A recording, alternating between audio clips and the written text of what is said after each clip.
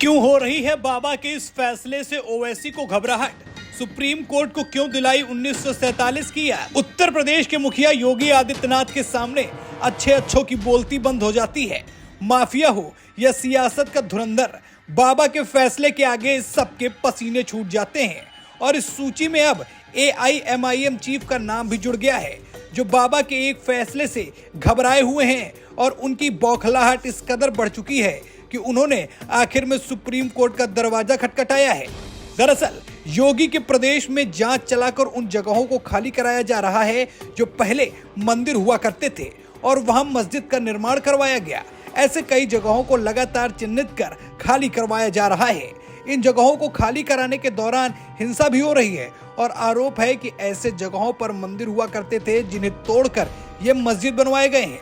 ऐसे मामले बढ़ते जा रहे हैं, जिसको लेकर अब AIMIM चीफ असदुद्दीन ओवैसी ने सुप्रीम कोर्ट में गुहार लगाई है और उन्हें वर्शिप एक्ट की याद दिलाई है। इस अधिनियम के तहत किसी स्थान का धार्मिक चरित्र वैसा ही बनाए रखने की बात कही गई है जैसा वो 15 अगस्त 1947 को था। और असदुद्दीन ओवैसी ने यह याचिका पिछले साल दिसंबर में अधिवक्ता फुजैल अहमद अयूबी के माध्यम से शीर्ष अदालत में दायर की थी। ओवैसी ने याचिका में उन मामलों का भी जिक्र किया जहां कई कोर्ट ने हिंदूवादियों की याचिकाओं पर मस्जिदों के सर्वेक्षण का आदेश दिया था।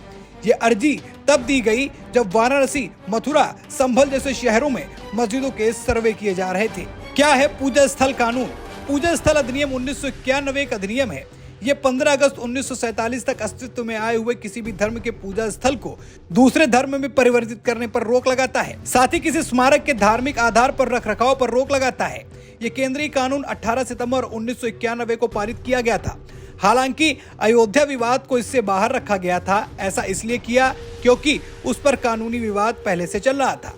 वहीं इस मामले में अदालत ने सुनवाई पर सहमति जताई है और 17 फरवरी की तारीख तय की है। ओवैसी की मांग थी कि 1991 में पूजा स्थल वाले कानून को केंद्र सरकार से सही से लागू करे। इसके लिए कोर्ट की ओर से आदेश दिया जाए ताकि कई मस्जिदों पर उठे विवाद खत्म हो सके।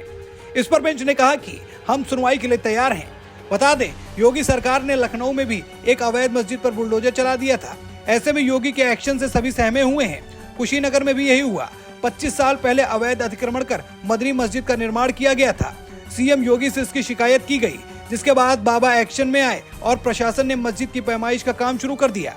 आरोप यह भी है कि सरकारी जमीन पर एशिया की सबसे बड़ी मस्जिद का निर्माण किया जा रहा है। वहीं बागपत में भी 50 साल पुरानी मस्जिद को ढहाने की तैयारी चल रही है, जिसके बाद से कोहराम मचा हुआ है।